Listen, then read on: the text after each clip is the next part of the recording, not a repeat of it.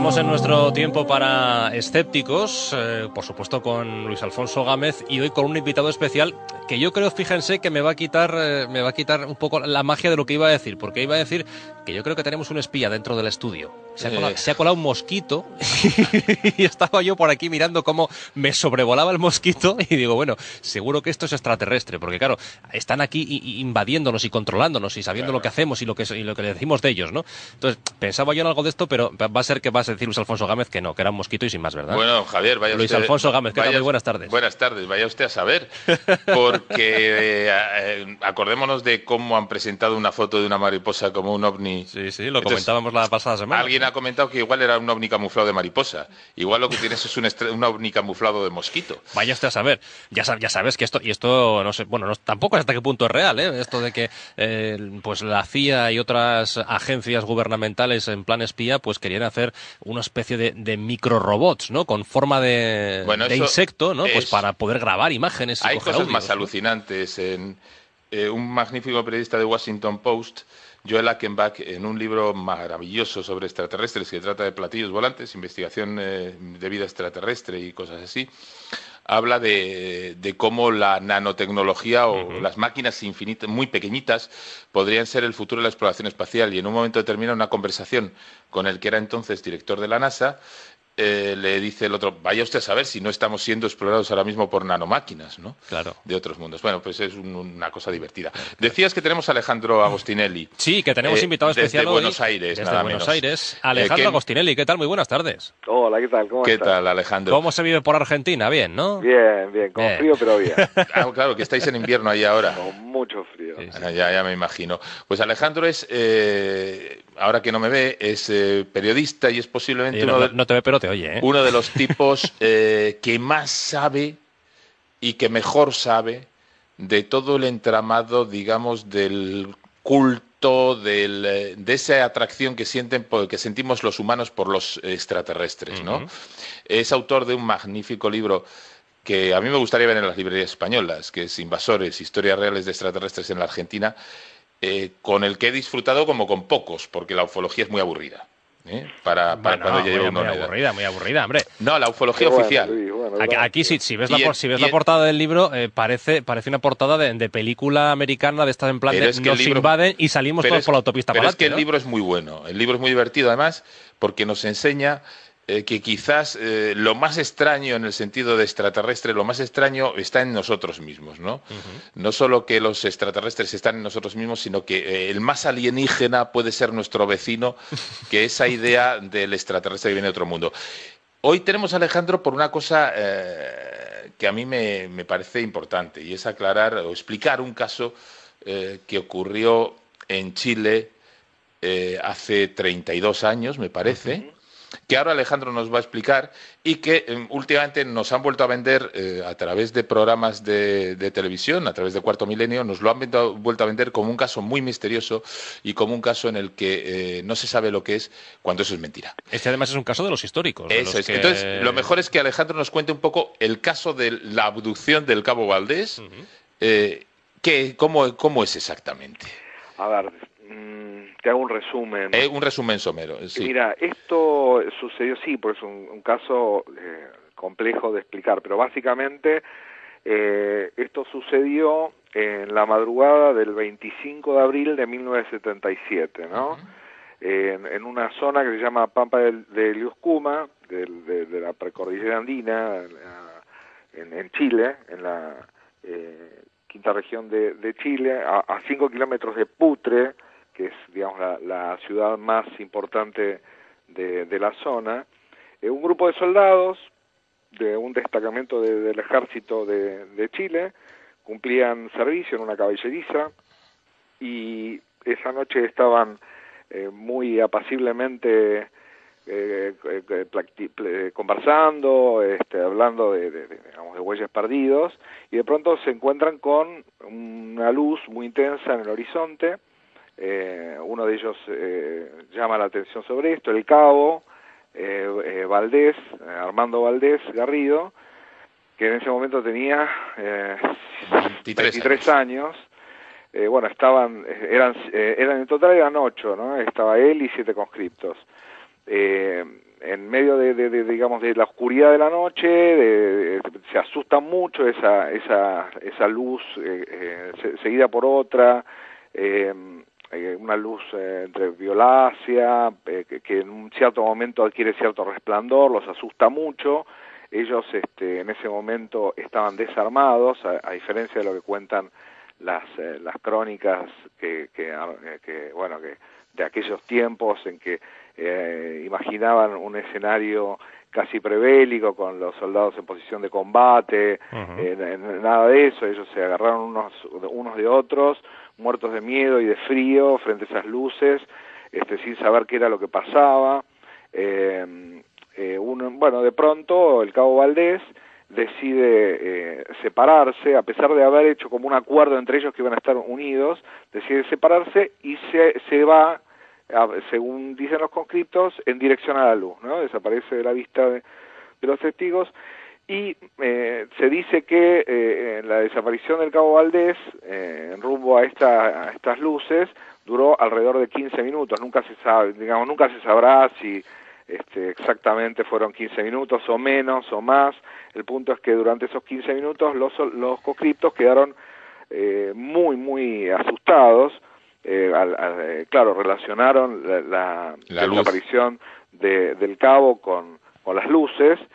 Pensaron que le había pasado algo malo, y de pronto, en un momento en el que ellos deciden salir a buscarlo, sienten un golpe seco en unos matorrales.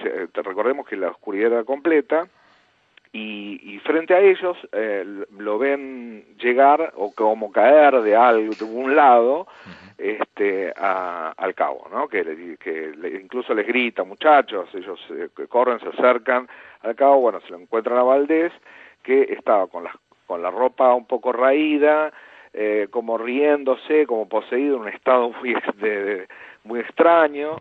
Y en ese momento pronuncia una frase que es digamos, una frase que sin duda pronunció, porque hay una grabación de pocas horas después de esto, en donde todos coinciden en lo mismo: ustedes nunca sabrán quiénes somos ni de dónde venimos, pero pronto volveremos, ¿no?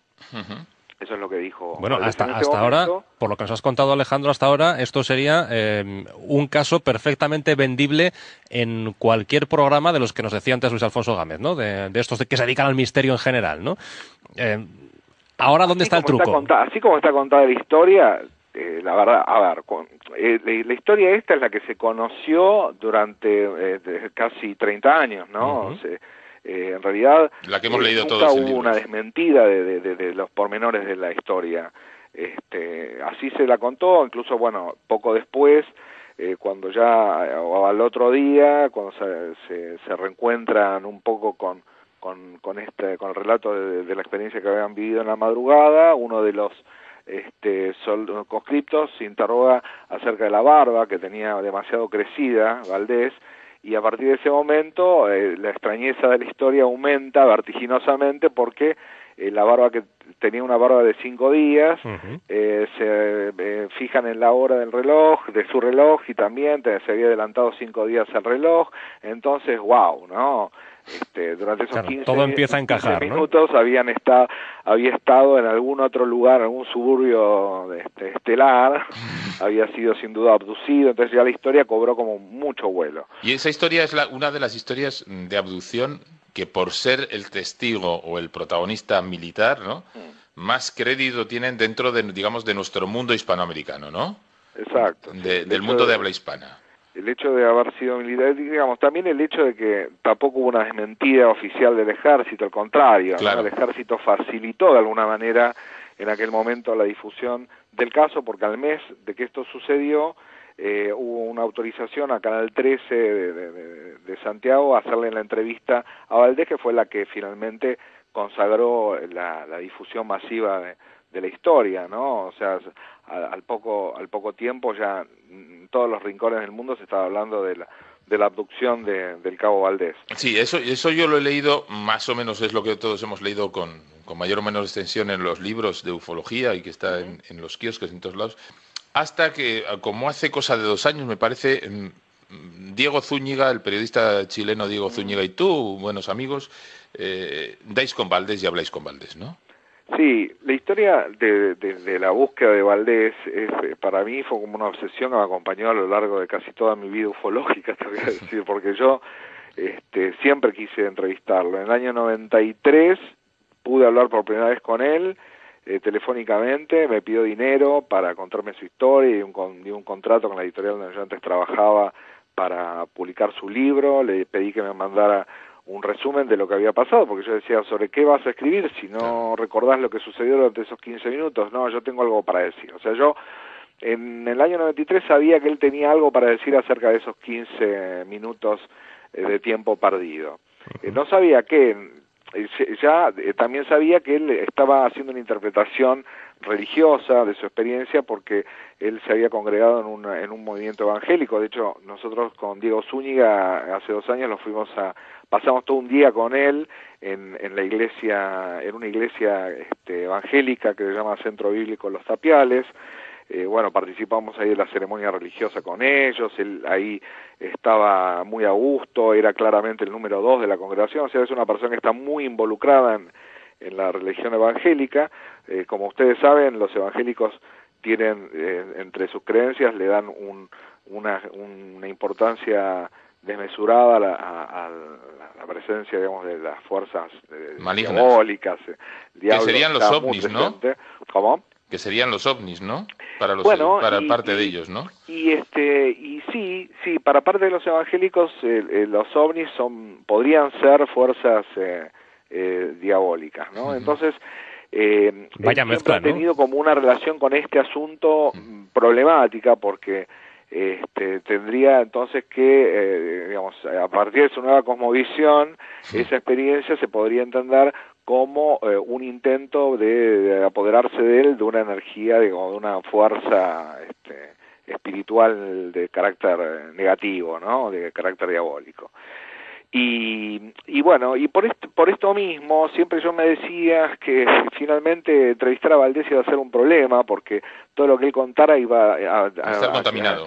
Claro, iba a estar un poco contaminado por lo que a él le interesa decir a partir de lo que es más importante en este momento en su vida, ¿no? Que es la religión. Además es una religión a la cual él ha abrazado después de una tragedia familiar que ha tenido con una de sus hijas muy terrible, y él está como muy agradecido a la contención que recibió en ese movimiento, porque nada menos le debe la vida de su hija, según su idea. Entonces, digamos, siempre iba a ser un problema escuchar la versión de Valdés, que lo sigue siendo, ¿no?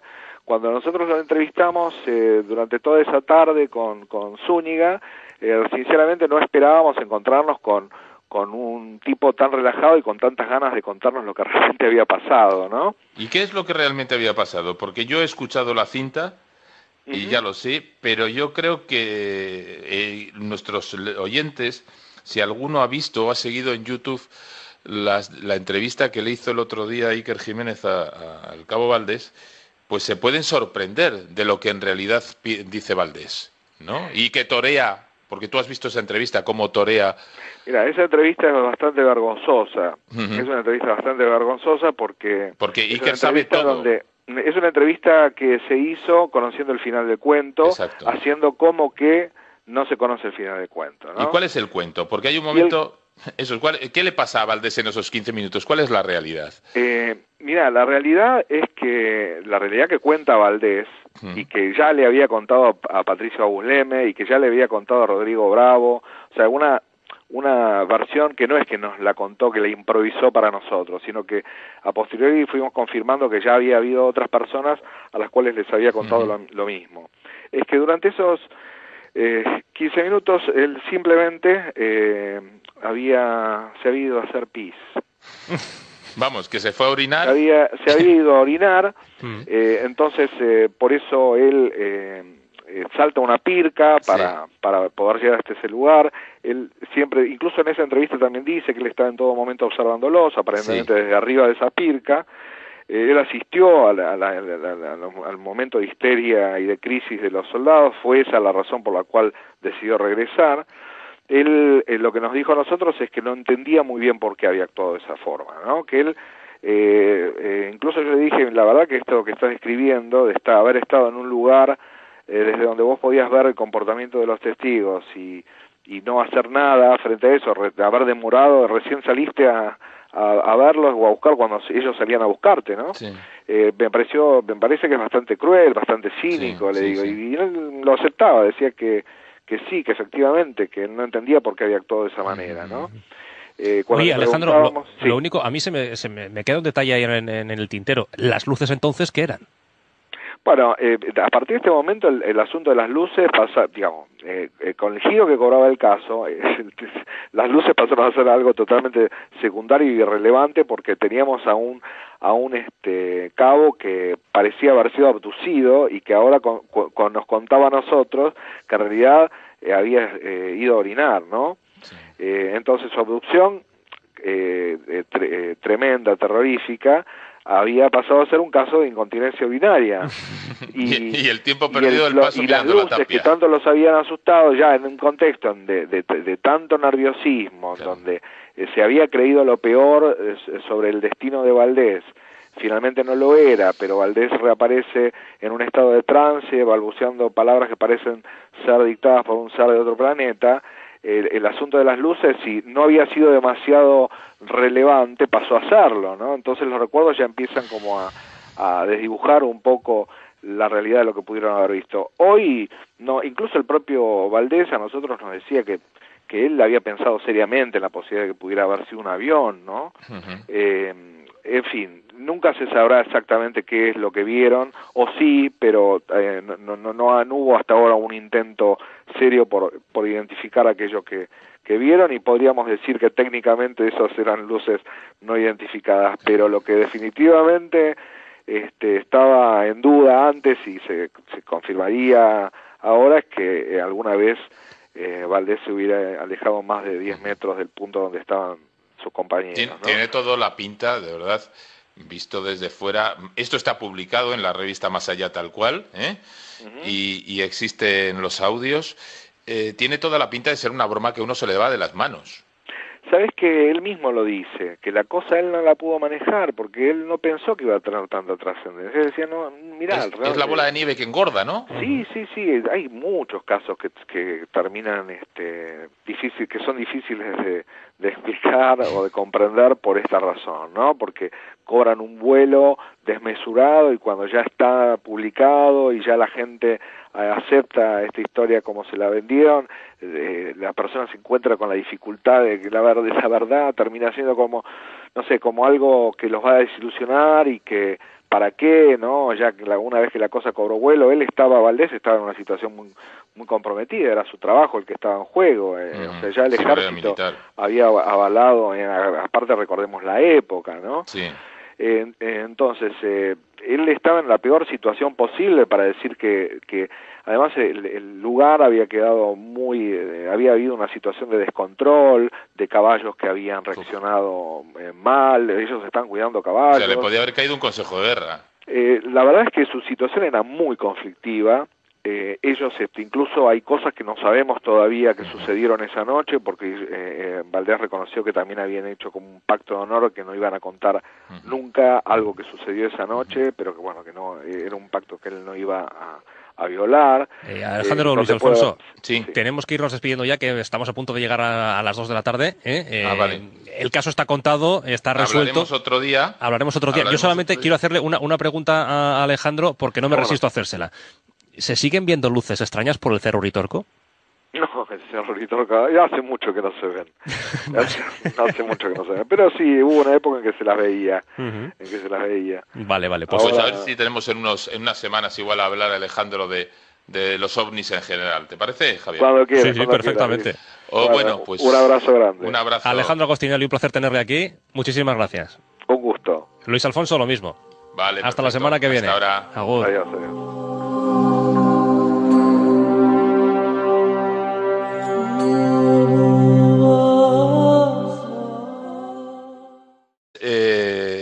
Ahora que no me ve, es periodista y es posiblemente no te ve, pero te oye, ¿eh? Uno de los tipos que más sabe y que mejor sabe de todo el entramado, digamos, del culto, de esa atracción que sentimos los humanos por los extraterrestres, ¿no?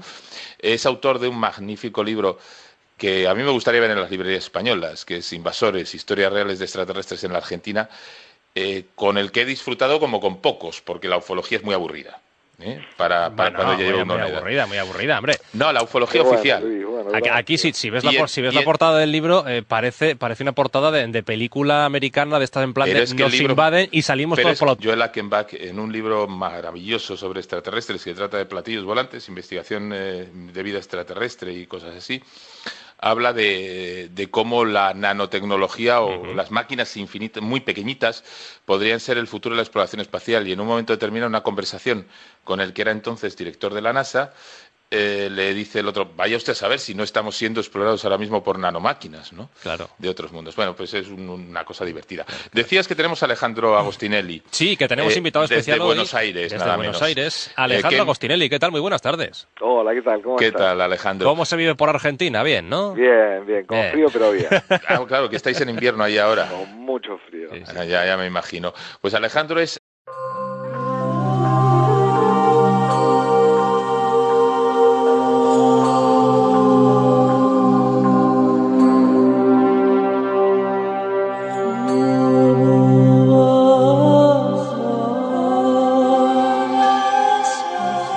Estamos en nuestro tiempo para escépticos, por supuesto con Luis Alfonso Gámez, y hoy con un invitado especial que yo creo, fíjense, que me va a quitar un poco la magia de lo que iba a decir, porque iba a decir que yo creo que tenemos un espía dentro del estudio. Se ha colado un mosquito y estaba yo por aquí mirando cómo me sobrevolaba el mosquito y digo, bueno, seguro que esto es extraterrestre, porque claro, están aquí invadiéndonos y controlándonos y sabiendo lo que hacemos y todo pista Pero para es que el libro es muy bueno, el libro es muy divertido además, porque nos enseña que quizás lo más extraño en el sentido de extraterrestre, lo más extraño está en nosotros mismos, ¿no?